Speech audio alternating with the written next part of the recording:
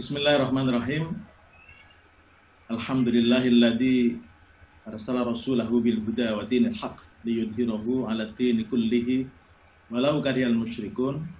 Asyhadu an la ilaha illallah wahdahu la syarikalah wa asyhadu anna sayyidana Muhammadan abduhu wa rasuluh la nabiyyan wa rasulan ba'dahu.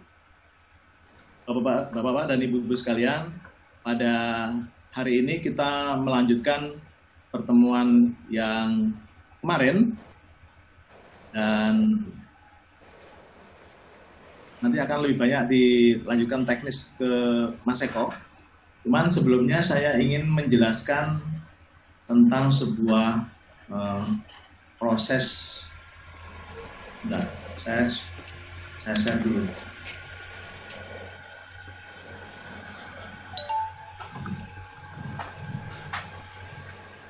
Sudah terlihat ya Bapak Ibu ya? Ya, sudah Pak. Sudah Pak, Ya. sudah Pak. Jadi kalau di media guru itu Bapak dan Ibu mungkin agak sedikit prosesnya di penerbitan lain. Ada di antara teman-teman ini sudah biasa menyerahkan tulisannya ke penerbit lain. Di penerbit mayor itu begitu yang diinginkan dari para penerbit adalah naskah begitu saja dari penulis. Nah, tapi di tempat kami itu ada beberapa proses yang melibatkan penulis secara aktif. Yang pertama kami menyebutnya adalah kelas menulis, ya, workshop seperti ini kami menyebutnya kelas menulis. Lalu kemudian ada waktu untuk nanti teman-teman penulis itu mengirimkan naskah. Nah, dalam hal ini mohon panitia membuat grup WA yang nanti akan melibatkan tim kami, dan nanti kita akan masukkan tim editor kami untuk masuk ke dalam grup itu supaya beliau bisa ikutan berdiskusi, memantau kita. Tugasnya juga adalah kalau nanti penulis itu ada kesulitan di tengah jalan, itu bisa konsultasi kapan saja. Kalau selama pelatihan seperti ini, Bapak Ibu bisa bertanya langsung kepada kami karena ada di sini. Tetapi setelah pelatihan berakhir besok, itu sebenarnya pelatihannya bukan berakhir, baru mulai menulis. Nah, nanti ada mitra yang akan mendampingi Bapak Ibu di grup WA itu. Lalu kemudian nanti Bapak Ibu setelah mengirimkan naskah, biasanya kita beri waktu 1 bulan. Nah, nanti kita lihat perkembangannya. Lalu kemudian naskah itu akan masuk ke dalam editor dan kemudian ke desk layouter. Hasilnya adalah file PDF yang siap untuk dibaca ulang penulis kembali.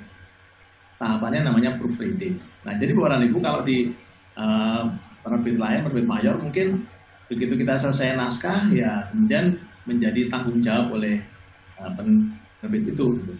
Nah, tapi di sini kami ingin melibatkan penulis karena bisa saja nanti dalam perjalanan editor kami punya kelemahan gitu, atau ada yang terlewatkan gitu. Nah, penulis itu yang membaca ulang naskahnya sebelum naik cetak itu bisa memberitahu kami, oh di halaman sekian masih ada kekurangan, oh di halaman sekian masih ada salah kata, salah ejaan. Nah, seperti itu. Sampai kemudian nanti diberitahukan lagi kepada kami untuk siap naik cetak, baru kemudian nanti kita masuk ke dalam fase produksi, mulai dari pengurusan ISBN, terbitan, dan pemasaran bukunya. Kemudian ini Pak Eko udah masuk ya? Sudah Pak, sudah masuk Pak. Oke. Karena waktunya hari ini kita akan pangkas ya sampai asar. Tapi besok kita akan buat perpanjang. Hari ini saya ingin lebih teknis saja. Mas Eko, saya persilahkan dulu melanjutkan pembahasan kita supaya lebih cepat waktunya. Silakan Mas Eko. Baik, terima kasih Pak Syir. Bismillahirrahmanirrahim. Rabbi shrah li sadri wa yassir li amri wahlul 'uqdatam min lisani yafqahu qawli.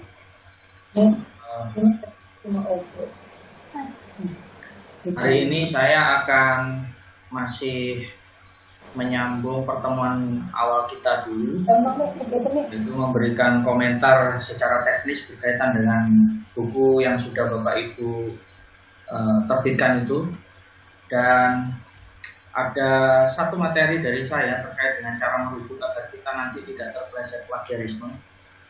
Dan yang terakhir nanti saya mohon izin untuk memberi tugas bagi Bapak Ibu penulis yang ada di sini. Saya minta tolong untuk dijadikan co-host agar saya bisa menampilkan materi ini. Terima kasih, Ustaz.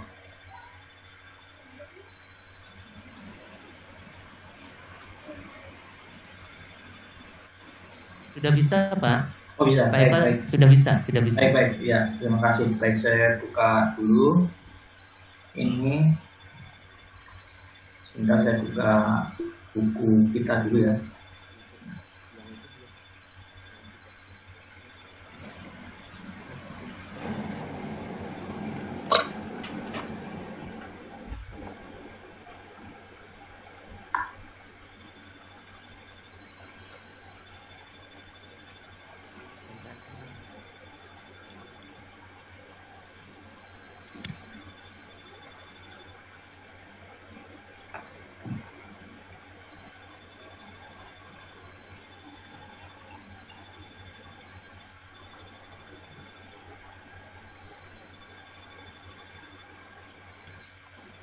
Belum terlihat, Pak? Ya, sebentar, Ustaz.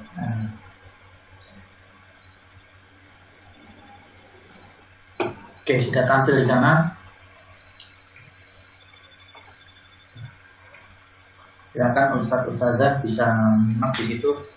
Jadi kalau saya ingin mengulang bagaimana penilaian sebuah buku dari Puskultur dan Kemendikbud, itu ada beberapa poin diantaranya. Yang pertama berkaitan dengan konten, kemudian perwajahan. Nah, mungkin dua hal itu nanti, serta masalah penyajian yang berkaitan dengan bahasa. Nanti 3 poin tersebut saya akan berikan masukan apa adanya saja, agar mungkin ke depan buku-buku yang diterbitkan oleh Al-Azhar Press ini lebih baik lagi, karena terus terang Al-Azhar ini menjadi patron dan contoh bagi sekolah-sekolah Islam yang ada di Indonesia. Ada 3 buku yang pernah diberikan Pak Ihsan kepada saya. Yang satu sudah kita bedah terkait buku 4 tematik, dan ini ada buku tematik integratif muatan ilmu pengetahuan alam. Baik. Saya akan berikan teknis saja, ini mengulang Bapak Ibu. Di sini di data tim penyusun ya, yang perlu saya soroti di sini adalah penyebutan pracetak Al-Azhar Press. Jadi sekali lagi, Al-Azhar Press itu penerbitnya, bukan pracetak. Pracetak itu kegiatan proses penerbitan yang meliputi desain sampul, desain layout, hingga pengurusan ISBN. Kemudian ini yang berikutnya, ini sederhana tapi penting diketahui oleh Bapak Ibu penulis. Di situ ada tulisan cetakan .2 Mei 2019. Nah, di sana perlu diberi keterangan cetakan keberapa. Kalau misalnya cetakan pertama diberi keterangan cetakan 1, cetakan kedua dan seterusnya itu diberi keterangan di sana. Jadi nanti akan ini tujuannya untuk mengetahui bahwa buku tersebut sudah berapa kali diproduksi atau naik cetak. Jadi saya kira di keterangan cetakan itu tetap diberi keterangan cetakan ke berapa, cetakan 1K, cetakan kedua K, dan seterusnya. Dan ini sudah tepat. Jadi ini membuktikan bahwa Anda bisa lihat di poin hak cipta itu ada kalimat dilarang mengutip, memperbanyak, dan menerjemahkan sebagian atau seluruh isi tanpa izin penerbit. Jadi Al-Azhar Press itu posisinya sebagai penerbit, bukan pracetak. Ya, itu saya langsung ke ini. Dan Bapak Ibu, penulisan buku itu harus konsisten. Ya, jangan sampai nanti ketika Al-Azhar Press menerbitkan beberapa buku ternyata ada variasi-variasi penulisan yang bisa disebut sebagai inkonsistensi. Ini harus dihindari. Contoh misalnya kita dalam transliterasi pengutipan terjemahan bahasa Arab misalnya ya, inkonsistensi itu terlihat pada misalnya Anda menerjemahkan arti dari kutipan Al-Quran atau hadis, ada yang ditulis miring, ada yang tegak ya. Kalau misalnya di pertama ini sudah ditulis tegak, maka seterusnya harus tegak, tidak ada yang tegak, ada yang miring. Nah, itu namanya inkonsistensi. Baik, itu. Dan ini sebenarnya yang tepat ini ya, dari Badan Bahasa Kementerian Pendidikan dan Kebudayaan kita. Untuk penulisan nama kelas sebenarnya menggunakan huruf Arab, Bapak Ibu. Ya, saya ulangi, untuk penulisan kelas itu sejatinya menggunakan angka Arab, bukan angka Romawi. Jadi kalau misalnya menulis kelas 6, ditulis saja 6 pakai angka Arab. Selanjutnya, nah, kalau tadi terjemahan dari Al-Quran ini ditulis tegak karena bahasa Indonesia ya, berbeda dengan yang misalnya ini kutipan yang langsung dialihbahasakan ke bahasa Arabnya, misalnya wa ma utikum minal ilmi illa qalila. Nah, itu ditulis miring ya, karena dia menggunakan bahasa asing. Contoh lain misalnya, ini inkonsistensi penulisan, mohon maaf Bapak Ibu. Al-Quran, QS itu kan maknanya Al-Quran surah. Jadi saya ulangi, QS itu maknanya Al-Quran surah. Angka 3 di sini, surah ketiga, ayat ke 190. Nah, ini penulisannya sudah tepat. 3 tanpa spasi titik 2. Baru diberi spasi 190. Yang inkonsisten menulisnya ada di sini. Quran surah ke-17 titik 2, ini seharusnya diberi spasi. Ya. Ayat ke-85. Itu bentuk inkonsistensi. Anda lihat di sana, wa ma utikum minal ilmi illa qalila. Yang semestinya ditulis miring, justru di bawahnya yang sudah tepat, wassalamualaikum warahmatullahi wabarakatuh. Ditulis miring. Itu ya. Itu komentar saya untuk sambutan dari Kepala Direktorat Dikdasmen GPI Al-Azhar.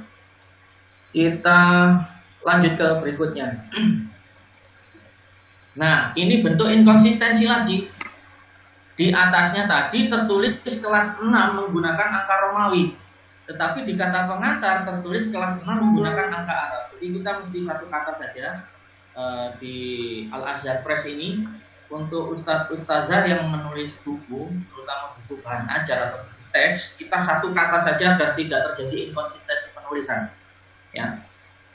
Khusus untuk kelas, sekali lagi kita gunakan angka Arab. Itu saran saya merujuk pada tata bahasa yang sudah diatur oleh Badan Bahasa Kemendikbud. Oke, saya mohon izin untuk memberikan lebih banyak masukan terkait konten kebahasaannya, karena ini juga penting. Lagi Bapak Ibu, saya bacakan kalimat seperti ini. Masyarakat pendidikan Indonesia sudah memahami bahwa tujuan implementasi kurikulum 2013 adalah untuk, lihat ini, penggunaan frasa adalah untuk di situ tidak tepat. Tidak tepat baik secara logika bahasa maupun secara fungsinya. Yang tepat apa? Ini bentuk ini menjadi rancu, bertele-tele karena ada penggunaan kata untuk, adalah untuk. Ini frasa yang sangat tidak enak didengar dan sangat tidak enak dibaca. Ya. Maka yang tepat di sini adalah kata untuk di situ harus dibuang. Ya. Masyarakat pendidikan Indonesia sudah memahami bahwa tujuan implementasi K13 adalah menghasilkan insan yang produktif. Nah, itu. Kata untuk dibuang karena nanti menimbulkan fungsi yang tidak tepat, di mana fungsi subjek, di mana fungsi predikat. Itu kemudian di sini sudah ya. Baik, karena ini buku bahan ajar, maka penggunaan rincian seperti ini sudah tepat. Namun perlu diketahui bersama bahwa penulisan asing Bapak Ibu perlu ditulis miring. Ya, high order thinking skill. Ini ada yang lesap sepertinya. Mendorong tumbuhnya high order thinking saja. Semestinya kan high order thinking skill. Kemampuan berpikir tingkat tinggi. Di situ ada yang lesap, ada yang hilang. Berikutnya penulisan miring juga perlu dilakukan untuk penilaian autentik. Nah, ini sudah dibakukan dalam bahasa kita, ya, autentik ya, penilaian autentik. Kemudian bentuk terikat, maka saya izin setelah memberikan masukan-masukan konten di buku kita ini, nanti saya akan pandu Bapak Ibu untuk memanfaatkan WB atau Pedoman Umum Ejaan Bahasa Indonesia. Kata multi Bapak Ibu itu bentuk terikat, ya, jadi tidak bisa ditulis pisah apabila bertemu kata dasar yang seperti ini, komponen. Jadi ditulis multi komponen. Multivitamin pun ditulis rangkai karena kata multi itu bentuk terikat. Dia tidak bisa berdiri sendiri. Baik, berikutnya. Ini panjang sekali ya kalimat ini Bapak Ibu. Tidak selalu kalimat-kalimat ilmiah itu harus panjang seperti ini. Bapak Ibu, saya ingin perlihatkan kepada Anda. Manakala kalimat kita terlalu panjang seperti ini, kita membaca pun akan tersengal-sengal, capek. Sedangkan kalimat ilmiah bukan seperti itu. Kalimat ilmiah itu yang penting ada subjek, ada predikat, dan sistematika penulisannya tepat, ya, sesuai dengan pedoman yang ada. Terus perhatikan. Kalimat ini dimulai dengan kata buku ini, baru berakhir di sini itu lebih dari 20 kata. Ya. Dalam rumus pembentukan kalimat, apabila kalimat kita panjangnya 8 kata atau kurang, itu keterbacaannya sangat mudah dipahami. Namun apabila kalimat kita panjangnya 15 kata atau lebih, seperti PTK, itu akan sulit dipahami. Semakin panjang akan semakin melelahkan dan sulit dipahami. Jadi saya kira ini masih bisa diringkas, disederhanakan agar lebih enak dibaca. Oke, yang selanjutnya sudah tidak ada masalah. Kemudian saya akan masuk ke kontennya saja langsung. Ini yang saya minta izin menunjukkan kepada Bapak Ibu. Jaringan tema 3. Oke, kita langsung ke kontennya. Petunjuk penggunaan buku. Di sini sudah sangat baik, ya, sudah tepat, dan saya kira Bapak Ibu semua ini penting kita ketahui juga dari sisi penulisan nanti biar tidak bertele-tele ya. Apabila angka itu bisa diucapkan dalam satu lontaran, 1, 2, 3, 10, 1000 itu ditulis dengan huruf. Saya ulangi, apabila angka bisa Anda ucapkan dalam satu lontaran 1, 2, 3, 10, 1000, 100 itu ditulis dengan huruf. Tapi jika lebih dari 2 digit maka Anda menulis dengan angka. Nah di sini ada misalnya terdapat 9 pakai angka, kemudian diberi keterangan 9 tema. Itu sebaiknya dipilih saja yang pakai angka itu. Jadi tidak mengulang-ulang. Baik, ini sudah mantap. Pendidikan Pancasila dan kewarganegaraan ini sudah konsisten, tadi sudah sempat saya baca ini.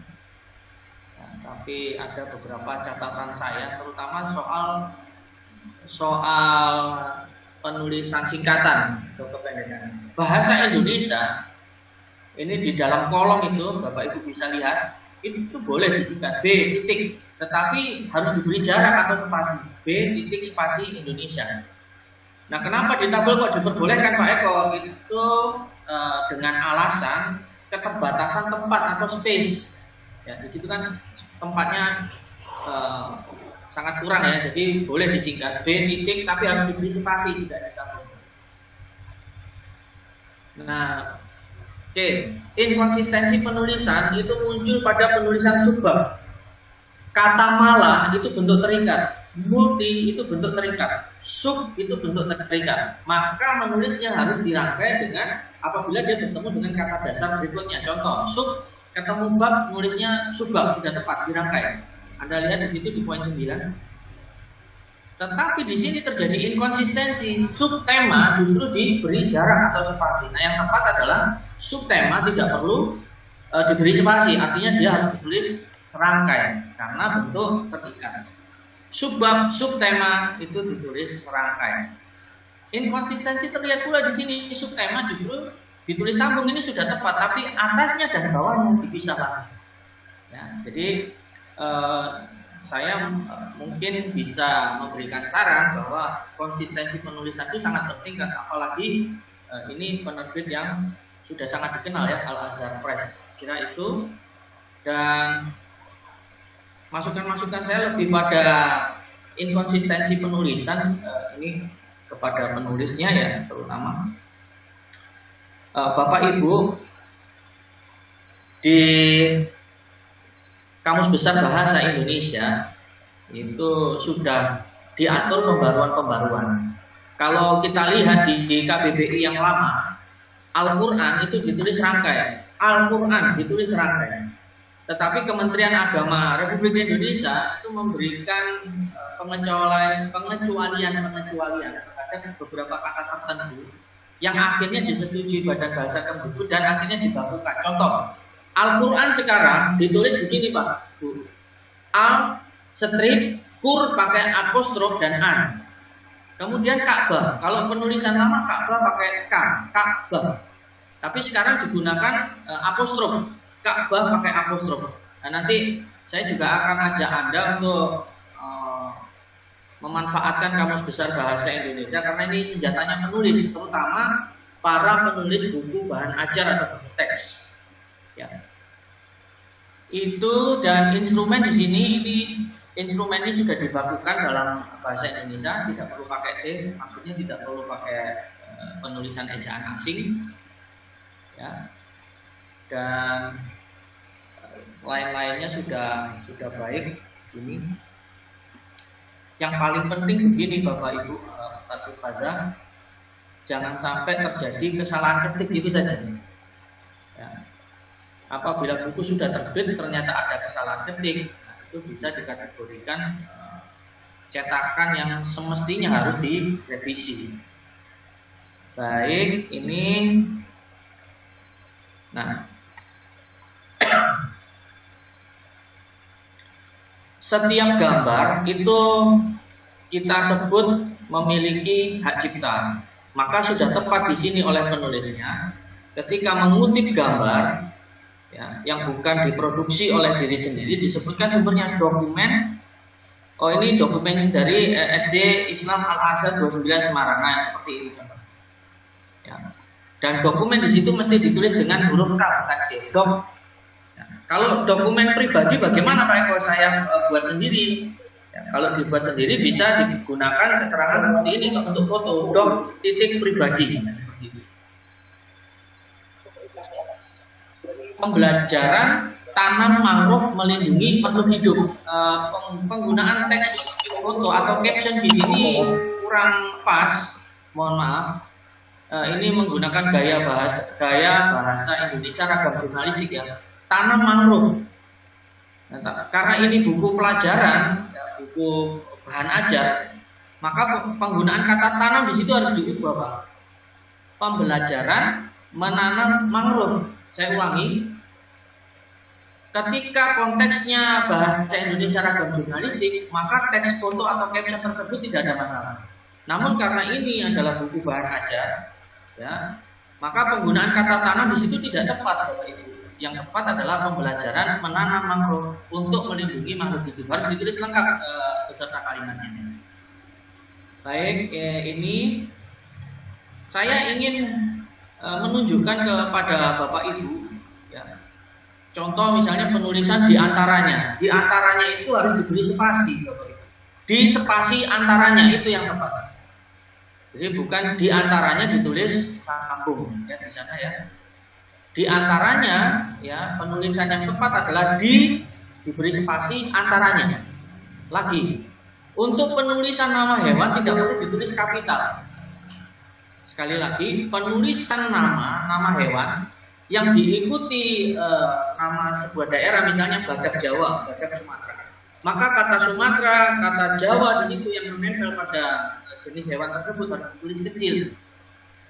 Nanti Bapak Ibu bisa melihat di pedoman tata tulis terkait hal ini. Sama seperti ketika kita menjumpai kata asam Jawa, asamnya ditulis kecil, A-nya, Jawanya ditulis kecil. Sama seperti itu. Nah, yang berikutnya penulisan Rafflesia arnoldi.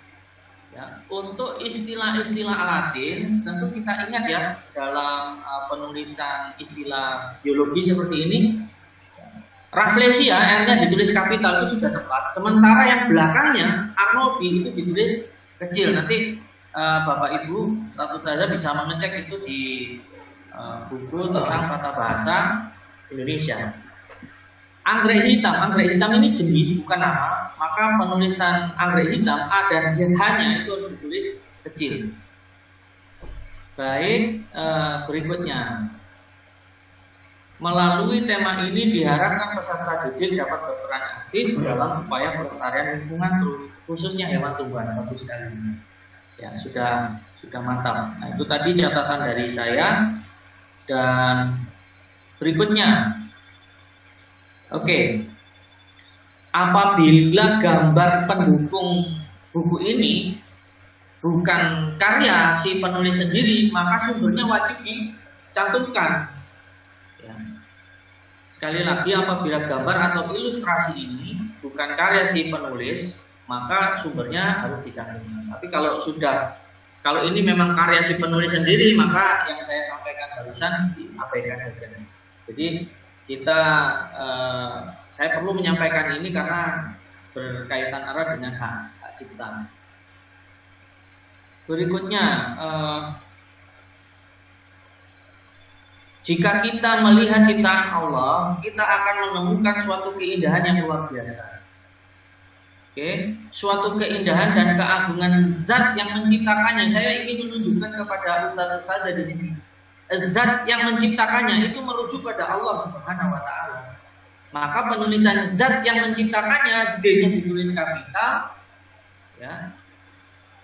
Sekali lagi, D-nya ditulis kapital, M-nya ditulis kapital. Zat yang menciptakannya, zat D-nya kapital, Y kapital, M-nya kapital. Karena itu merujuk kepada Allah Subhanahu wa taala. Kalau ditulis kecil sangat mengganggu karena sang pencipta masa disetarakan dengan makhluk ciptaannya. Itu logikanya. Terus di sini, oke. Iman dan takwa. Baik, kita sepakati saja Ustaz-ustazah karena saya yakin di YPTI Al-Azhar pasti ada konvensi atau kesepakatan. Takwa dalam bentuk baku bahasa Indonesia itu sudah disepakati ditulis dengan takwa pakai K. Nah, kalau Al-Azhar menggunakan takwa pakai Q, maka seterusnya harus disepakati begitu. Ini konvensi dengan alasan misalnya menyerap dari bahasa aslinya atau bahasa Arab. Jadi kalau di sini sudah pakai Q, seterusnya ke bawah harus pakai Q. Itu namanya konsisten. Catatan saya sekarang, inkonsistensi penulisan tampak di Quran surah. Jadi QS itu singkatan atau kependekan dari Al-Quran surah. Terus penulisannya bagaimana Pak Eko? Nah, penulisan yang kita sepakati nanti begini. Q dan S tidak perlu diberi titik. Oke, secara teknis saya ingin sampaikan, ini nanti juga penting ketika kita mengajarkan di hadapan anak-anak didik kita. Sekali lagi, Quran surah Q dan S tidak perlu diberi titik. Oke, surah Luqman, yaitu surat ke-31 sudah betul begitu penulisannya ayat 10 di sini harus tidak perlu diberi spasi ya Bapak Ibu. Nanti makanya saya akan ajak Anda untuk membuka PUEB. Berikutnya, dalam bahasa Indonesia tidak ada kata dipungkiri. Mohon maaf, saya ulang. Bahasa kita tidak mengenal kata dipungkiri, tidak ada. Yang ada adalah dimungkiri. Tidak bisa dimungkiri, itu yang tepat, bukan dipungkiri. Baik. Terus, mohon maaf ya, ini nanti teknis kebahasaannya saja. gambar hewan ternak. Ini foto diambil dari siapa? Mari kita posisikan diri begini Bapak Ibu. Gambar dan foto yang diambil dari internet itu ada hak ciptanya. Maka ketika kita mengutip dari sumber internet itu perlu disebutkan sumbernya. Ya, jadi bukan hanya teks yang misalnya kita kutip harus disebutkan sumbernya. Gambar pun demikian. Nah, apabila misalnya gambar sapi ini diambil oleh si penulis, abaikan yang saya katakan barusan. Tapi jika itu Anda ambil dari internet, maka Ustadz Ustazah wajib menyebutkan sumbernya karena ada hak ciptanya di sana. Jadi hal-hal yang begini harus saya sampaikan sebagai pedoman kita bersama. Oke, saya lanjut.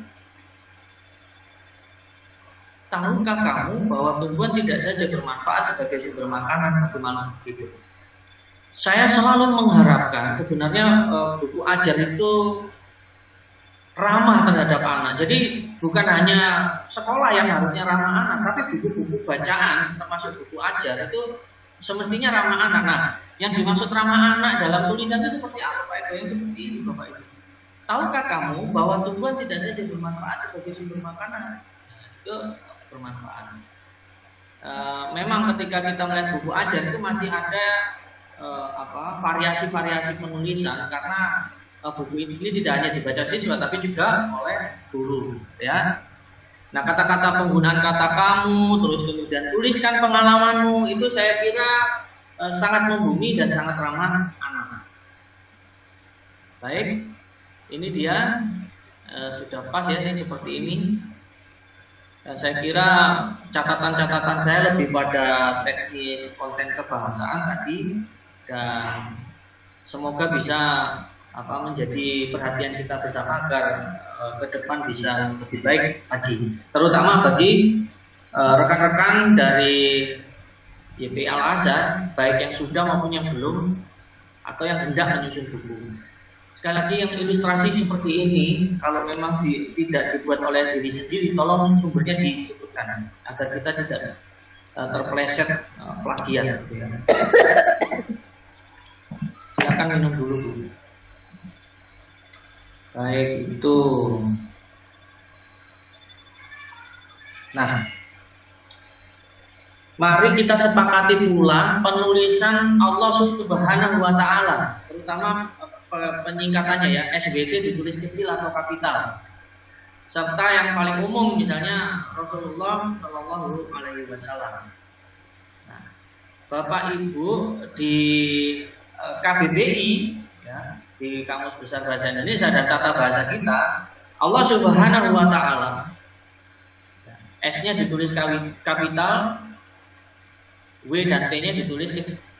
Kalau itu Anda lihat nanti ya di sana, maka saya serahkan kepada Bapak Ibu mau bikin konvensi sendiri, kesepakatan sendiri di bawah Al Azhar Press, atau yang mengikuti PUEB, Pedoman Umum Ejaan Bahasa Indonesia. Misalnya Rasulullah Shallallahu Alaihi Wasallam, SAW-nya ditulis kecil semua atau S-nya saja yang kapital. Nah, itu harus disepakati agar nanti tidak terjadi inkonsistensi penulisan di buku-buku terbitan Al Azhar Press misalnya. Oke, itu. Nah, seperti ini yang saya maksud ya. Ketika sebuah gambar dikutip dari sumber daring, maka sumbernya dicantumkan. Sumber ya seni budaya 12.blogspot.com ini bagus. Mungkin yang tidak disebutkan adalah karya sendiri saya berpikir ya. Itu dia. Dan bunga stroberi. Stroberi ini juga sudah dibakukan dalam bahasa Indonesia. Penulisannya strawberry, STROBERI. Nah, kalau ditulis dalam bahasa asing seperti ini, strawberry, maka Anda wajib memiringkannya. Itu karena ia termasuk bahasa asing. Nah, itu catatan dari saya. Ini sudah bagus, tata letaknya juga sudah disesuaikan dengan aturan. Saya lihat ini sudah banyak yang sesuai dengan buku Kemendikbud Bapak Ibu ya. Hanya ada beberapa catatan saja berkaitan dengan kebahasaan. Oke, itu tadi masukan dari saya. Selebihnya ini begini, ada catatan lain dari saya Bapak Ibu. Tolong sesuaikan kata-kata yang dimunculkan dalam buku teks kita ini nanti, ya, sesuaikan dengan psikologis pembaca kita. Nah, pembaca utama buku kita nanti, buku bahan ajar ini adalah anak-anak kita, anak-anak didik kita. Nah, mohon tidak terjebak pada upaya untuk memunculkan kata-kata yang terlalu teknis dan berat untuk mereka pahami. Nah, di sini ada istilah-istilah tertentu misalnya yang dianggap berat, itu nanti harus kita sederhanakan, misalnya begitu ya. Dan catatan saya yang lain misalnya, oleh karena itu, oke saya ulangi ya, oleh karena itu, apabila sebuah kata, ya ketika kita baca itu ada jeda, saya ulangi, apabila sebuah kata atau kalimat ada jeda membaca di situ, maka kita wajib memberikan tanda baca koma. Contoh, karena itu, nah itu ada jeda. Maka setelah penggunaan frasa karena itu, kita wajib memberikan tanda baca koma. Itu namanya rasa membaca. Nuansa membacanya dapat. Baik, itu tadi catatan-catatan saya, dan yang lainnya sudah mantap ini yang buku IPA ini. Alhamdulillah. Dan satu lagi, saya ingin menunjukkan yang bahasa Indonesianya ya. Karena ada 3 buku, saya ingin mengomentari semua saja. Buku bahasa Indonesia sebentar. Saya mau izin.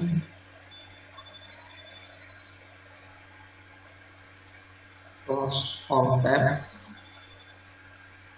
Saya buka ulang. Sebentar.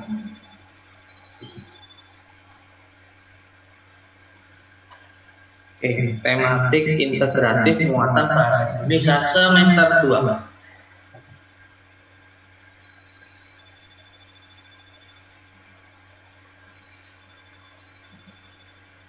Tematik integratif muatan bahasa Indonesia semester 2 kelas 6.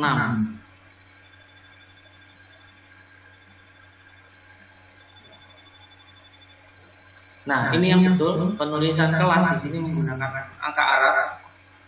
Jadi bukan angka Romawi. Saya berharap nanti kita konsisten dalam penulisannya. Kedua, penulisan gelar akademik. Oke. Penulisan gelar akademik yang tepat M.Pd. seperti ini. S. Sarjana Sastra, Magister Pendidikan M.Pd. Lantas bagaimana Pak Eko untuk penulisan gelar SPD/SD? Oke, penggunaan gelar SPD/SD. S.Pd. Ini tanpa spasi. Ya, sekali lagi SD-nya ini jangan diberi jarak begitu.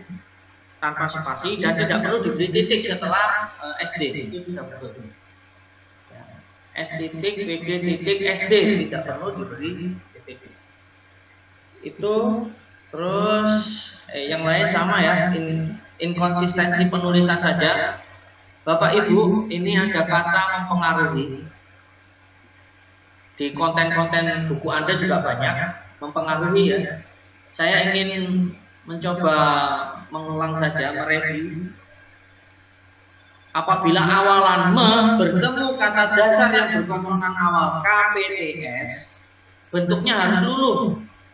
Me ketemu sapu menyapu, me ketemu pukul memukul, me ketemu pengaruh memengaruh, me ketemu pengaruh ditambah akhiran i memengaruhi, bukan mempengaruhi. Sebab sekali lagi awalan me bertemu kata dasar yang berkonsonan awal KPTS itu bentuknya harus luluh. Itu Bapak Ibu catatan saya. Terus tadi mana saya ketemu kata aktivitas ya, aktivitas ini menggunakan V bukan F. Aktivitas menggunakan V bukan F. Kenapa demikian? Ya, sebab itu diserap dari bahasa asing, activity, pakai V bukan pakai F. Ya, penulisan subtema multi komponen itu juga sama tadi ya, sama seperti catatan saya di awal tadi. Ya, mungkin ini kata sambutannya satu dipakai untuk semua buku. Jadi masih perlu diedit. Di situ muncul kata aktivitas pakai F ada beberapa ya. Baik, Bapak Ibu mungkin siang ini masih nyambing aja juga ya, videonya masih terjadi. Video Anda. Wesel pos. Wesel pos. Nanti kita sepakati wesel pos itu diberi spasi atau tidak. Wesel pos atau pos wesel itu nanti disepakati saja. Penulisan, oke, ini ternyata ada inkonsistensi penulisan. Contoh misalnya ya, contoh slip setoran bank di sini ditulis ala judul S kapital, B-nya kapital. Wesel pos, contoh wesel pos, C kapital, W kapital. Tetapi di sini pembagian waktu di Indonesia W-nya kecil. Rotasi bumi B-nya kapital, di bawahnya B-nya kecil. Banjir kalau di sini ya sudah betul tulis kecil permukiman. Nah, itu permukiman mestinya ditulis kapital ya. Sinar matahari tata surya itu sederhana, terlihat sepele tetapi penting Bapak Ibu, karena kaitannya dengan konsistensi penulisan.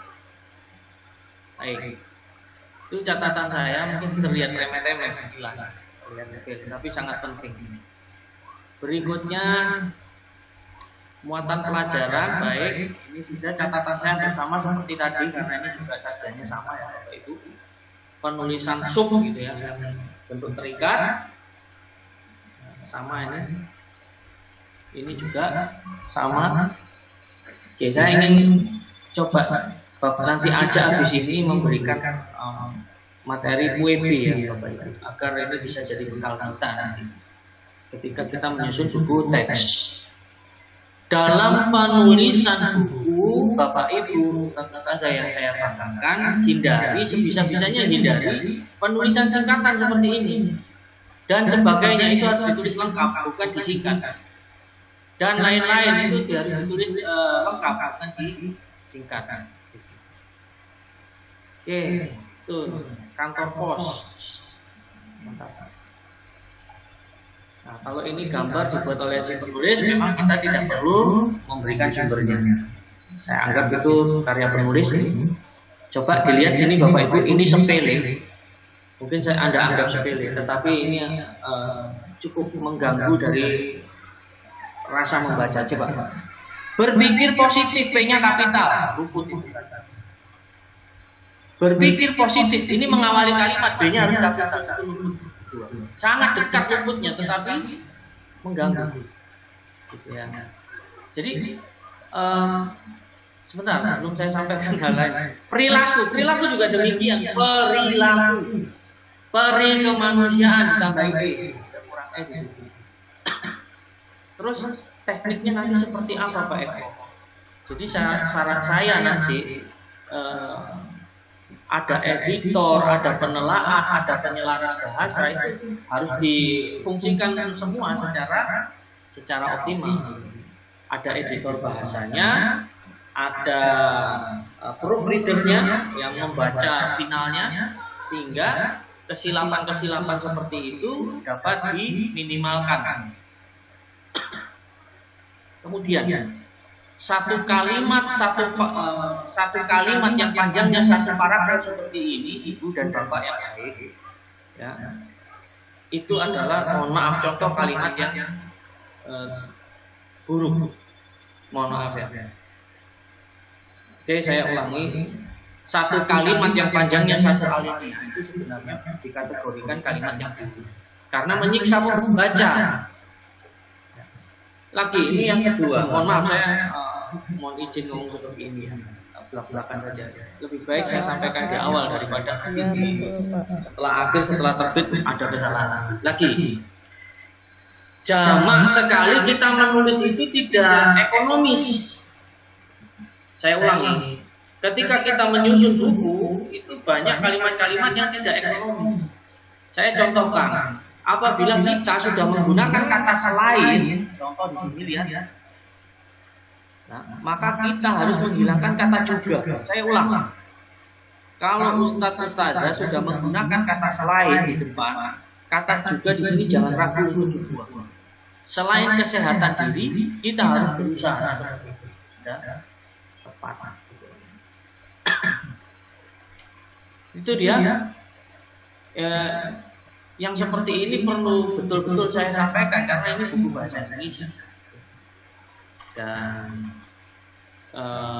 saya mencoba memosisikan diri sebagai redaktur dan penelaah, Bapak Ibu, dan memang bahasa menjadi bidang saya, jadi saya harus sampaikan apa adanya saja. Oke, sekali lagi, hindari penggunaan dari yang tidak perlu. Saya ulangi, hindari penggunaan kata dari yang sangat tidak perlu. Contoh, ayah dari, ibu dari, ayah dari anak itu, ibu dari anak itu. Kata dari di sini dibuang saja. Langsung ayah Eko Prasetyo, ibu Eko Prasetyo. Jadi ibundanya Eko Prasetyo maksudnya gitu ya. Lantas kapan kata dari itu diperbolehkan Pak Eko seperti ini? Ya, ini bentuk pengecualian. Kebersihan adalah sebagian dari iman, itu diperbolehkan. Beda dengan penggunaan kata dari yang baru saja saya sampaikan. Baik, bahasanya sudah sangat baik. Gambarnya juga bagus, indah sekali. Ini Bu, dilihat Bu, tidak ada kata seksama dalam bahasa Indonesia. Saya ulangi, dalam bahasa kita tidak ada kata seksama. Yang ada saksama. Saksama, bukan seksama. Ya. Nah, berikutnya ini sudah mantap. Mohon maaf saya tadi agak memberikan yang ini ya, di tes lagi coba. Ini bersih lingkunganku, sehat hidupku. Ini sudah baik, sudah sangat baik. Terus coba mengawali kalimat harus ditulis dengan huruf kapital. Coba diskusikan dengan teman. Ini C-nya harus kapital. Ini buku bahasa Indonesia. Kesalahan redaksional seperti ini mutlak harus dihindari. Jadi ini kecil, remeh-temeh, tapi karena ini buku bahasa Indonesia, maka betul-betul harus dihindari. Ayo menjawab pertanyaan. Mantap ini. Itu saya kira masukan-masukan, nanti kita lebih banyak diskusi saja. Oke, Bapak Ibu. Tidak seperti puisi lama, puisi baru tidak terikat dengan agama. Karena guru bahasa Indonesia yang bagus itu. Ini sudah pas. Tadi juga sudah sempat saya baca. Selebihnya alhamdulillah oke. Nah, ketika misalnya kita mengutip teks, lirik, lagu dan lain-lain, nah itu tata aturannya. Makna menggali potensi pada kutip kedua adalah apa yang harus dilakukan untuk menggali potensi diri. Baik, semuanya sudah tepat, tapi sudah mantap ini. Itu dari saya. Saya ingin memberikan materi khusus saja nanti.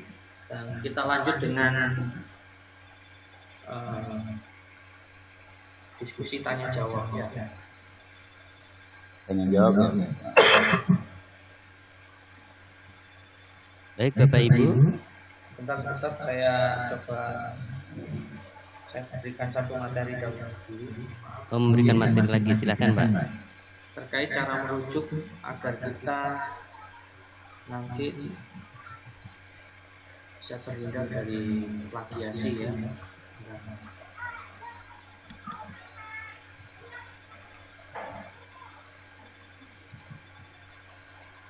Materinya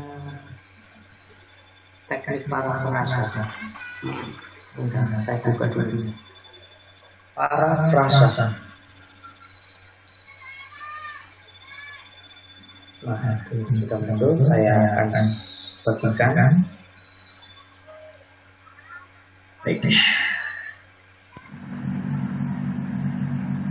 Bapak Ibu, kalaupun Bapak Ibu harus nyambi di sini misalnya mengikuti webinar lain, silakan nonaktifkan video ini. Tetapi jika Anda mengikuti ini, mohon dan videonya, kamera videonya aktif, mohon tidak terlihat sedang mengobrol sendiri. Jadi saya berharap kegiatan majelis ilmu yang mulia ini disaksikan malaikat, dicatat sebagai kebaikan kita. Itu kita serius. Ya. Meski serius, saya akan bawakan secara sederhana dan santai saja, tidak kaku.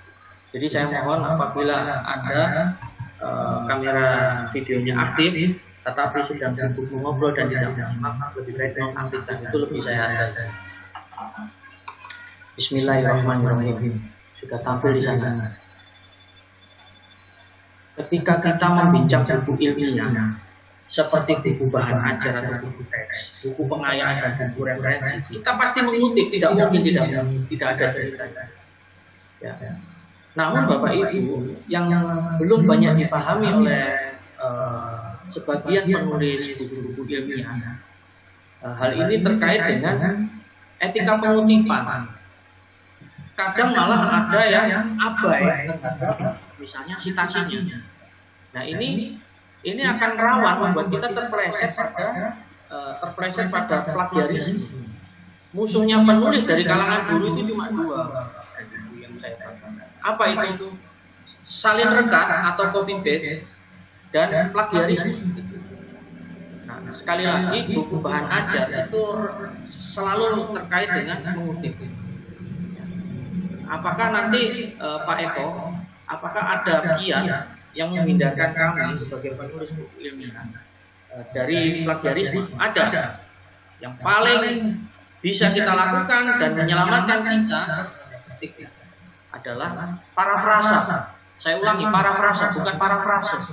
Jadi nanti tidak ada lagi yang menyebut parafrasa karena itu yang keliru.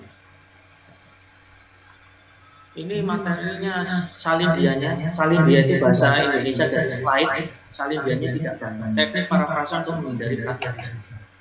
Nah, parafrasa itu apa sih, Mas Eko? Parafrasa itu kemampuan seseorang untuk menulis ide milik orang lain dengan kata-kata sendiri. Nah, kata-kata itu ditampilkan dalam bentuk yang baru. Ini parafrasa ya, pas. Kemudian parafrasa itu merupakan cara yang legal dan sah dalam meminjam gagasan orang lain. Jadi kalau misalnya sama persis 100% dia mengutip, sumbernya tidak disebut, dikategorikan plagiat. Tapi kalau saya misalnya mengutip tulisan dari Pak Abdul Ghafur, tulis kalimatnya Pak Abdul Ghafur, saya ambil 2 kalimat. Ya. Saya menyebutkan menurut Abdul Ghafur 2019.2/123. Nah itu tidak dikategorikan plagiat. Apalagi jika saya memparafrasakan, gue tambah selamat lagi. Saya pinjam 2 kalimat Pak Abdul Ghafur, saya bahasakan dengan gaya saya sendiri, itu bisa menyelamatkan kita dari parafrasa. Oke, berikutnya. Parafrasa merupakan pernyataan ulang yang lebih lengkap dan detail dibandingkan sebuah ringkasan. Maka meringkas itu berbeda dengan memparafrasa. Sekali lagi kan kalau guru itu lazimnya memberikan, ayo nak, silakan rangkum halaman sekian sampai halaman sekian. Itu namanya meringkas. Anak-anak kita kalau merangkum itu ditulis sama persis. Gitu ya. Padahal meringkas itu hanya menyampaikan poin-poin yang paling utama. Nah, lantas apa dengan parafrasa, Pak Eko? Bedanya di mana? Bedanya dalam parafrasa kita meminjam gagasan orang lain, mengutip pemikiran mereka dengan gaya kita yang disampaikan dengan detail. Itu namanya parafrasa. Lanjut. Ada 5 teknik umum yang lazim digunakan dalam parafrasa. Saya ulang. Ada 5 teknik yang umum digunakan dalam parafrasa ini. Apa saja? Yang pertama, menggunakan kalimat asli dengan kalimat sendiri tanpa mengubah substansi atau makna. Ini lazim dilakukan oleh Bapak Ibu penulis yang ada di sini. Ya, saya dapat laporan bahwa ada penulis Al-Azhar itu bukunya sudah diterbitkan penerbit besar di Jakarta, luar biasa.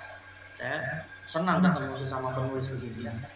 Nah, sekali lagi kalau misalnya saya minjam kalimat milik penulis dari Al-Azhar, ya, kalimat aslinya saya ubah dengan kalimat saya sendiri. Syaratnya, walau diperbolehkan, syaratnya harus tidak boleh mengubah makna atau substansi. Yang kedua, mengubah kalimat langsung dari kalimat tidak langsung atau sebaliknya. Ini juga lazim dilakukan oleh para penulis di Indonesia. Dan itu sah. Ya. Apabila misalnya Ustadz Haryanto bikin kalimatnya kalimat tidak langsung, maka saya pinjam kutipan milik beliau itu, saya buat kalimat langsung. Itu namanya parafrasa.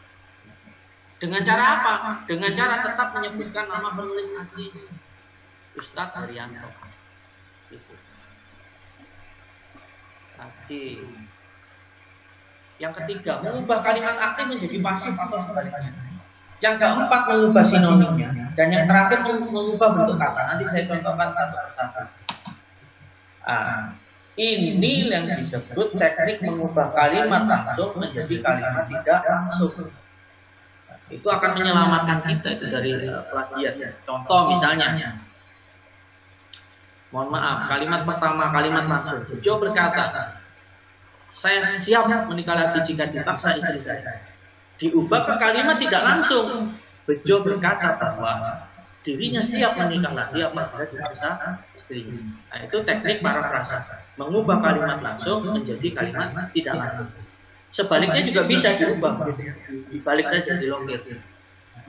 Terus nanti kalau ini misalnya mengutip, kutipannya saya sebut di mana Pak Eko di belakang kalimat ini. Bejo berkata, saya siap menikah lagi jika dipaksa istri saya. Tanda kurung, nama penulis aslinya siapa, koma, kutipan ini diambil dari buku terbitan tahun berapa dan halaman. Berikutnya, teknik mengubah kalimat aktif menjadi pasif. Ya, itu lazim. Ini disebut parafrasa dalam konteks yang sangat sederhana. Contoh, Bejo akan melamar Syasha setelah wisuda magister akhir tahun. Itu kalimat aktif. Diubah menjadi pasif. Setelah wisuda magister akhir tahun, Syasha akan dilamar oleh Bejo. Mengubah aktif menjadi pasif. Secara substansi, ya, secara makna itu tidak berubah. Berikutnya, mengubah sinonim, mengganti kata dengan kata lain yang maknanya sama, atau paling tidak maknanya hampir sama. Contoh, Hasan merasa nyaman dengan istrinya. Ini bisa kita parafrasakan kata nyaman gitu ya. Kita carikan sinonimnya atau padanannya. Hasan merasa bahagia dengan istrinya. Ya, walaupun tidak selevel misalnya, paling tidak itu maknanya hampir sama. Contoh lain, teknik parafrasa, mengubah bentuk kata. Ya, yang ini mungkin kurang begitu populer di kalangan penulis, tapi bisa kita terapkan. Contohnya,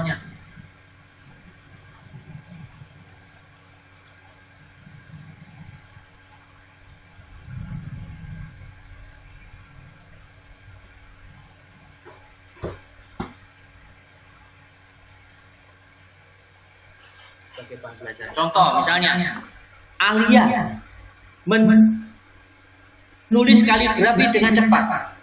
Itu contoh kalimat kutipan asli. Saya ulang, kutipan aslinya berbunyi Alia menulis kaligrafi dengan cepat. Saya ubah itu bentuk katanya, tetapi tidak mengubah substansinya. Contohnya, Alia adalah penulis kaligrafi yang cepat. Ya, bisa ini ya. Kalau Anda membaca yang ini nanti bingung.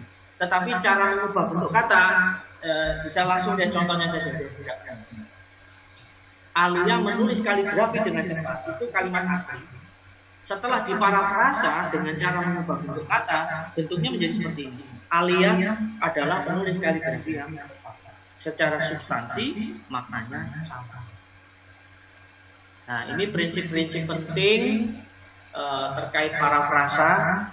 Ya, hal paling utama itu penulis di Indonesia kan saya tidak pukul rata.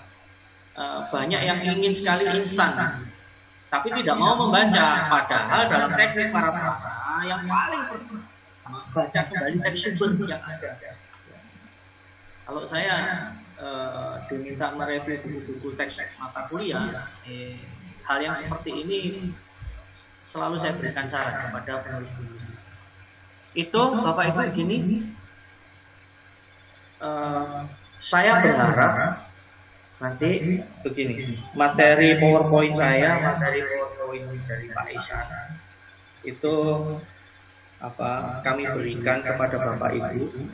Silakan nanti ganti nama kami berdua dengan nama Anda. Bagikan apa yang Anda dapat di sini kepada orang lain agar itu menjadi jariah kebaikan kita bersama. Itu ini nanti dibaca saja, saya berikan ke panitia ini. Nah, ini untuk pendalaman saja. Ini untuk pendalaman. Ini salin dia terakhir dari saya. Contoh kalimat asli.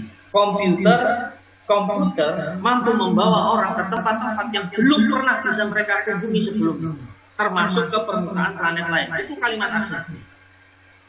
Setelah diparafrasa melalui komputer, orang dapat pergi ke tempat yang belum pernah mereka kenal. Tanda kurung Krisnawati, tahun terbit 2000, halaman 2000 atau bisa titik 2 di situ halaman. Itu teknik parafrasa. Kalau ini kita terapkan, kita selamat. Sebagai muslim, penulis muslim, kita harus jujur. Kalau kita mengutip satu kalimat, sebutkan sumbernya dulu. Apabila Anda mengutip milik orang lain, tidak Anda sebutkan, kita sama saja tidak jujur pada diri sendiri. Termasuk dalam hal foto atau gambar. Kalau foto, ilustrasi, gambar, tabel itu bukan milik kita, sumbernya wajib dicantumkan. Kenapa? Kita menjaga kredibilitas dan integritas nama YPI Al-Azhar Press. Itu dari saya. Nanti akan saya sambung dengan materi yang lebih ringan. Sekarang kita buka dengan tanya jawab saja. Oke. Ustadz, saya mau tanya. Baik. Azan asar di Jakarta pukul berapa? Di Jakarta 249. 249. Saya diberi waktu sampai pukul berapa ya? Mohon maaf. Sebelum asar, Ustaz. Oh, sekarang berarti? Jawa Timur beda Pak. Ya 5 menit lah, 5 menit sebelum asar. Baik. Jadi 5 menit sebelum asar 245 berarti ya. 14.45. Baik, siap. 14.45. Baik. Ya. Berarti saya sambung dulu ya, jangan tanya jawab dulu kalau gitu. Mohon izin. Saya akan berikan contoh tulisan yang saya carikan. Ya. Mohon izin, agak lambat ini laptop saya. Ini.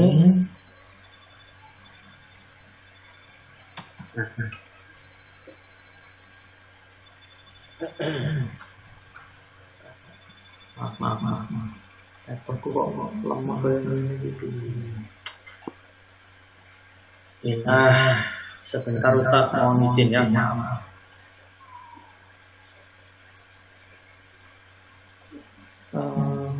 Buku. Nah, ini. Saya tayangkan dulu ke Anda. Saya akan jelaskan sesingkat-singkatnya.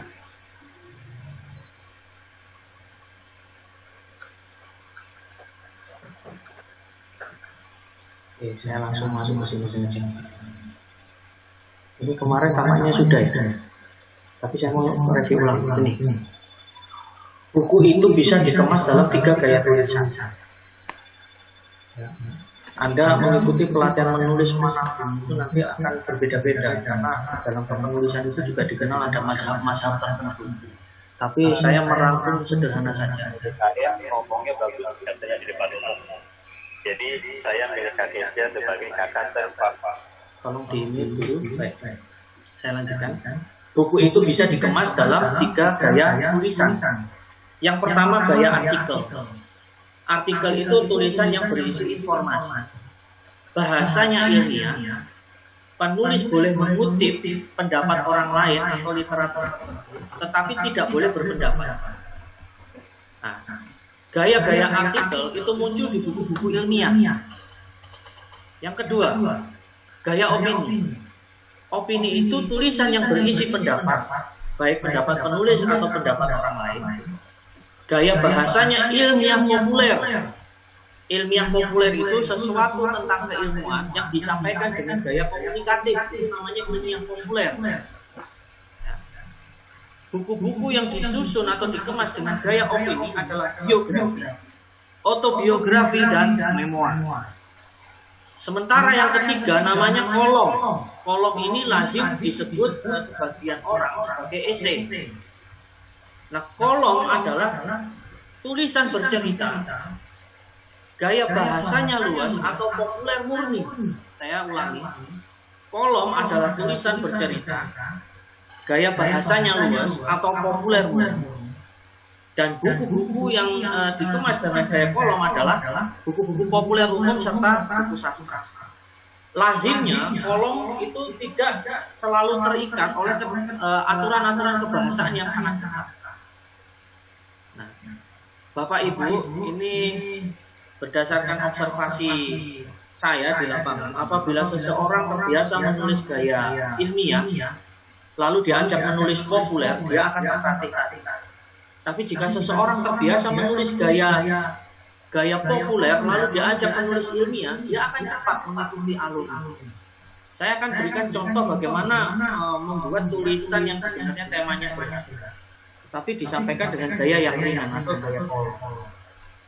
Saya minta izin menayangkan ini sejenak ya. 14.30 saya masih ada waktu sejenak. Saya berikan contoh pada Anda.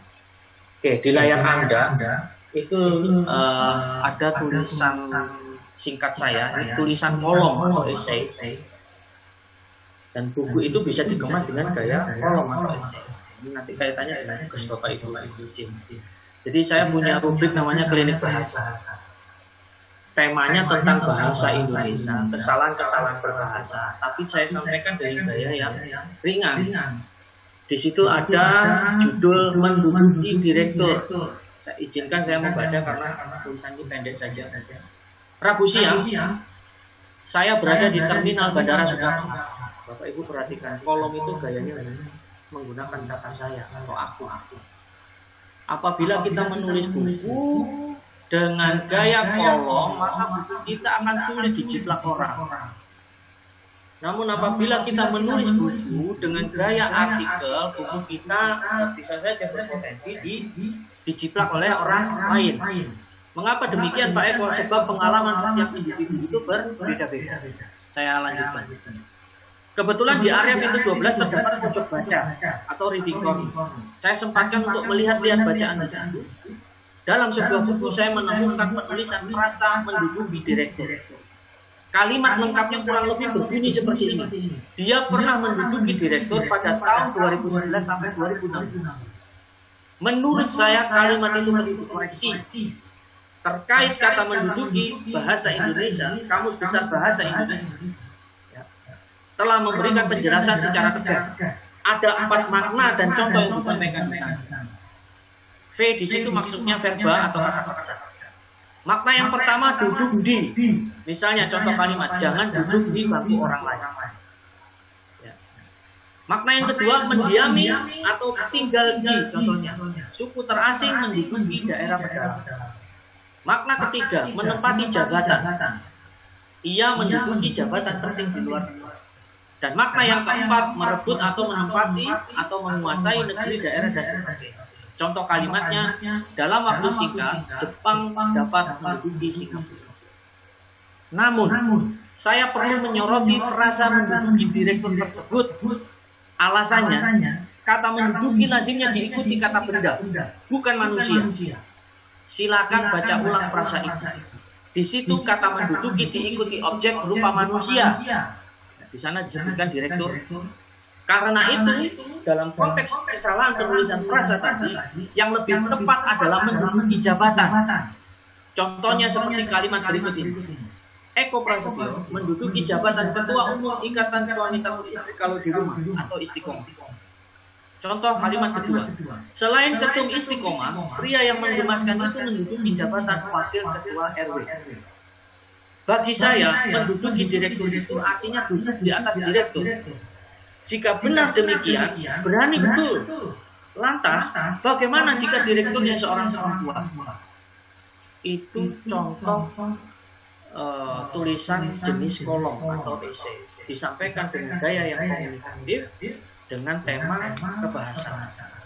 Nah, Bapak Ibu, kalau misalnya di sini kita punya forum komunikasi grup WA, mudah-mudahan saya nanti bisa dimasukkan di sana. Karena saya akan memberikan tugas Anda membuat tulisan kolom berkaitan dengan pengalaman Anda menulis buku. Pengalaman Anda menulis, bukan menulis buku ya.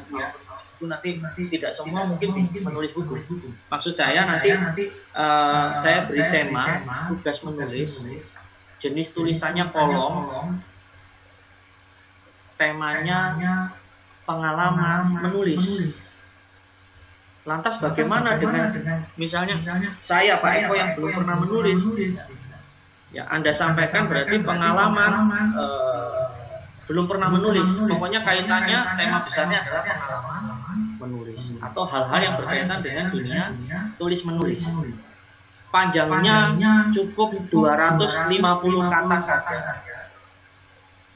Anda unggah di blog gurusiana.id alamatnya. Sebentar saya bukakan di sini ya materi Guru Siananya. Karena saya berharap guru-guru Al-Azhar ini bisa tampil ke publik para penulisnya melalui Guru Siana. Sebentar saya izin menampilkan sejenak sebelum kita berakhir. Ya, saya jelaskan singkat saja di sini.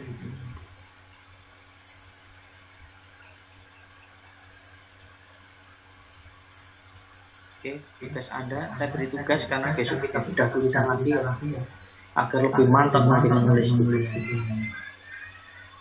Baik Bapak Ibu, Media Guru menyediakan bank tulisan bagi guru penulis di Indonesia, namanya Guru Siana. Ya, blognya seperti itu. Saya ingin mengajak Anda menabung tulisan di Guru Siana.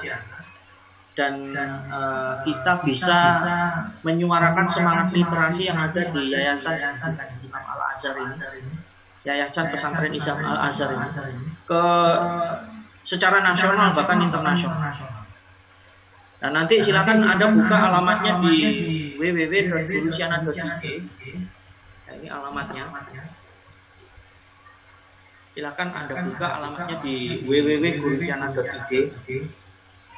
Anda bisa mengaksesnya lewat komputer, laptop atau ponsel. Silakan dibuka di sana. Cara mendaftarnya mudah saja, Bapak Ibu. Saya agak percepat ini ya. Jadi gini, sebentar. Kenapa kami sebut ini bank tulisan? Karena banyak guru bisa menerbitkan buku dari hasil rajin menulis di blog ini. Ya, itu di antara beberapa buku yang terbit berkat mereka rajin menulis di Guru Siana. Ya, ada Madrasah Terbaik Itu Ibu, ada Mengajar Kimia Menyenangkan, Administrasi Pajak dan lain-lain. Nah, kami memberikan penghargaan berupa piagam kepada mereka yang berhasil memenuhi tantangan menulis di Guru Siana. Artinya menulis tanpa putus, setiap hari menulis ya. Satu hari satu tulisan. Nah, kalau misalnya ada guru dari Al-Azhar 30 hari menulis berturut-turut tanpa putus, mereka berhak mendapatkan piagam ini. Kalau 60 hari berturut-turut tanpa putus menulis satu hari satu tulisan, piagam perak.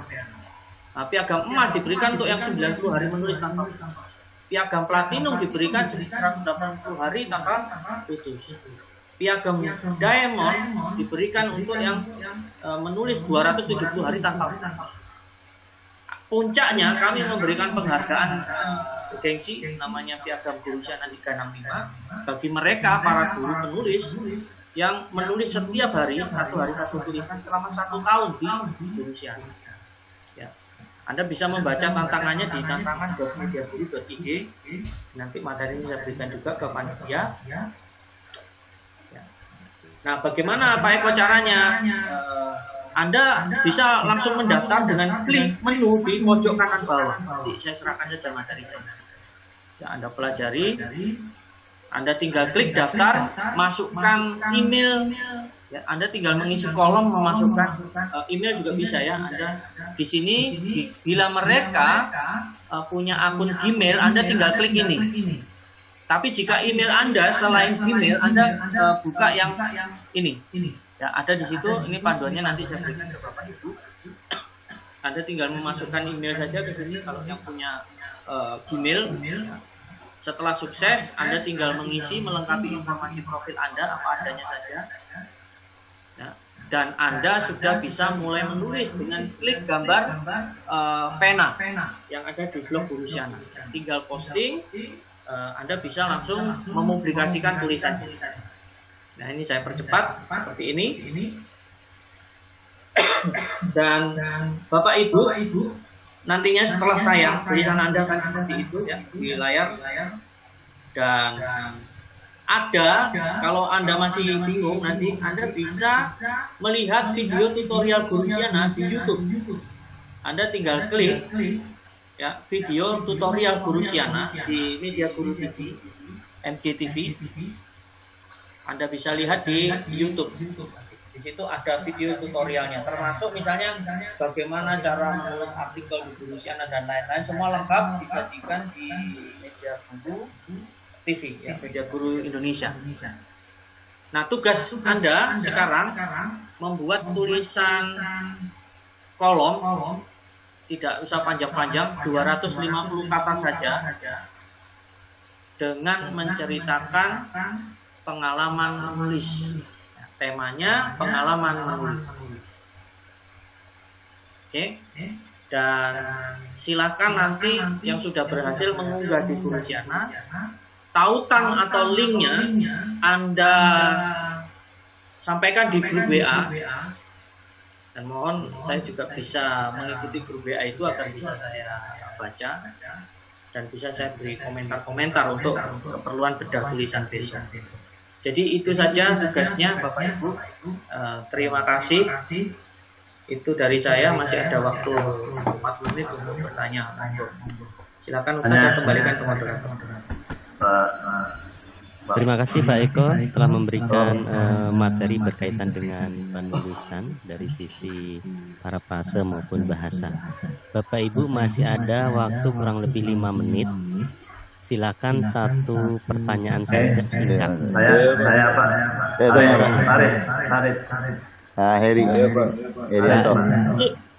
Farid, Pak Adi Kusnanto, Pak Farid. Ibu Erni, monggo Ibu Erni. Asep.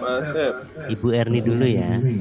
Ya, satu saja Bapak Ibu, kita lanjutkan besok. Insya Allah pertanyaannya banyak, waktunya panjang besok. Silakan Ya, Ibu Erni. terima kasih Pak Adi. Assalamualaikum warahmatullahi wabarakatuh. Waalaikumsalam warahmatullahi wabarakatuh. Terima kasih waktu yang diberikan kepada saya. Saya ingin menanyakan sesuatu ini terkait tugas kami untuk menulis buku teks ya Pak ya, ini termasuk buku teks siswa yang akan menjadi pegangan siswa. Kebetulan tadi Pak Eko sudah menyampaikan teknik penulisan di buku Bahasa Indonesia kelas 6. Nah, ini mungkin sedikit di luar teknis penulisannya.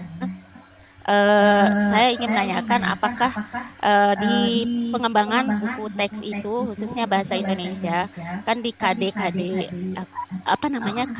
yang ditampilkan di kurikulum Diknas maupun Al-Azhar ya, itu belum dijelaskan, belum diinikan indikator-indikatornya. Kita mungkin yang akan mengembangkan bisa dikembangkan, bisa juga dari yang kita lihat dari Diknas mungkin. Nah, saya lihat di pengembangan buku bahasa Indonesia itu ada beberapa tambahan yang terkait dengan ini khususnya SD ya Pak, SD kelas 6. ada tambahan dari KD, yaitu kebahasaan yang berhubungan dengan ejaan. Dari setiap KD itu seberapa banyak sih tambahan dari di luar KD, khususnya kebahasaan gitu ya. Saya lihat di buku Bahasa Indonesia kelas 6, tambahan KD kebahasaannya itu untuk satu tema itu bisa lebih dari 2 gitu, ada yang lebih dari 2 tambahan ya ejaan. Nah ini apakah boleh? Nah saya lihat di situ pengembangannya untuk kebutuhan materi ujian gitu. Nah sebaiknya bagaimana Pak? Nah kebetulan nanti juga saya ditugaskan untuk menulis buku Bahasa Indonesia kelas 5 gitu. Jadi ini buat pengalaman saya nantinya gitu. Baiknya seperti apa pengembangan KD kebahasaannya gitu Pak. Apakah dari Dinas Pendidikan itu juga ada KD khusus untuk itu? Sudah dikelompokkan bahwa di tema ini, di KD yang ini ngikutnya kebahasaan yang ini gitu. Itu saja mungkin yang ingin saya tanyakan. Terima kasih sebelumnya. Assalamualaikum warahmatullahi wabarakatuh. Waalaikumsalam warahmatullahi wabarakatuh. Terima kasih Ibu. Silakan Pak Eko. Mohon untuk dibantu jawab. Ada pertanyaan lanjut atau? Saya Pak Eko. Oh, Satu lagi. Ibu siapa Bu? Farid. Pak Heri. Pak Farid. Pak Farid silakan Pak. Oke, salah singkat pada. Assalamualaikum warahmatullahi wabarakatuh. Waalaikumsalam. Tadi tentang menghindari plagiasi ya. Menghindari plagiasi. Sebaiknya setiap kutipan apapun dari orang lain disebut, misalkan Eko Prasetyo 2000.2 atau halaman sekian ya. Kalau sebuah buku banyak kutipan-kutipan dari pendapat orang, bayangan saya nih Pak Eko, alangkah banyak sumber-sumber yang harus ditulis. Bukankah itu akan mengganggu, terutama bagi anak SD atau SMP, ya, mengganggu sekali gitu ya. Sepengetahuan saya, terutama ini untuk buku-buku Al-Azhar ya, itu kok jarang sekali gitu ya. Kalau memang harus ditulis, itu berarti menyalahi kaidah penulisan, tentu tidak plagiator gitu ya. Jadi sebaiknya bagaimana? Apakah harus ditulis semua, kan? Per alinea atau bagaimana? Yang pertama. Yang kedua, tadi Pak Eko memberikan motivasi kepada kita untuk mendapat piagam. Kalau menulis per hari 30 kali sebulan itu piagam tadi biru ya, kalau nggak salah ya. Biru. Boleh nggak? Kan setiap hari kita mungkin tidak mood ya. Boleh nggak dikodok misalkan, dikodok ya. Diganti. Nah kan tulisan sekarang lagi nggak mood ini, besok bikin 2 tulisan misalnya. Terima kasih. Baik, terima kasih Ustaz. Pertanyaan-pertanyaannya bagus dan gajah, berbobot maksudnya. Silakan Pak Eko, masih 3 menit. Ini saya jelaskan apa membuka satu pertanyaan lagi. Cukup Pak, 2 Pak. Cukup ya, Pak. Baik, terima kasih. Ya, silakan Pak. Saya Pak. Bu Erni Johan yang baik, teman saya ini. Tadi yang ditanyakan oleh Bu Erni terkait dengan pengembangan, terutama di buku teks bahasa Indonesia. Dalam KD-KD yang sudah ditentukan baik di kurikulum Dinas Pendidikan ataupun kurikulum di bawah Direktorat Al-Azhar ini, ya, apakah diperbolehkan ada tambahan dari KD? Ini terutama berkaitan dengan masalah kebahasaan. Seperti wabil khusus adalah ejaan. Berapa banyak sebenarnya? Kadang-kadang Bu Erni itu menemukan bisa lebih dari itu. Apakah itu diperbolehkan atau misalnya disesuaikan untuk kebutuhan? Jadi begini Ibu, dalam tahapan pengembangan bahan ajar itu kan kita mengenal ada lima tahapan ya. Pertama ada analisis, ada perancangan, kemudian pengembangan, evaluasi dan revisi. Nah, ini saya singkat saja saya jelaskan ya. Ada poin perancangan, pengembangan, evaluasi. Tapi yang terakhir adalah revisi. Nah, dalam strategi perancangan itu kan sudah sama-sama kita ketahui sebenarnya apa itu kita mencermati silabus dalam misalnya 1 semester. Nah, dalam 1 semester itu kalau sudah ditentukan KD-KD-nya, bolehkah misalnya ditambahi?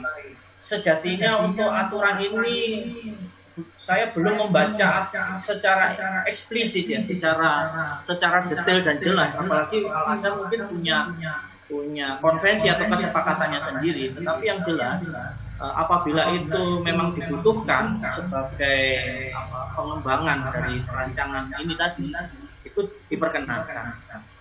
Nah, yang jelas Ibu, soal jumlah atau persentasenya dari kami misalnya, dari saya sendiri itu saya tidak bisa menentukan karena Al-Azhar mungkin punya ketetapannya sendiri.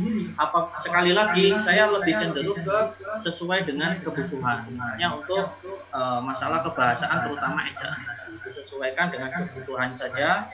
Nah, apabila memang itu diperlukan tambahan-tambahan untuk mempertegas, untuk memahamkan anak-anak didik kita, maka itu diperkenankan. Itu jawaban singkat.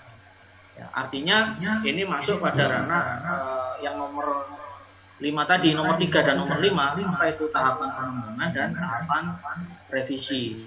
Yang kedua, pertanyaan dari Ustaz Farid, untuk menghindari plagiasi, sebaiknya kutipan apapun itu disebut.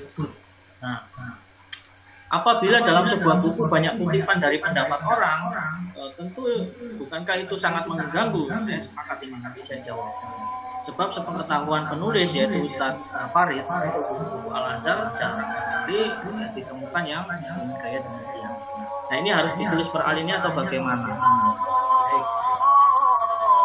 Azan ya di Jakarta ya. Selesaikan jawabannya dulu.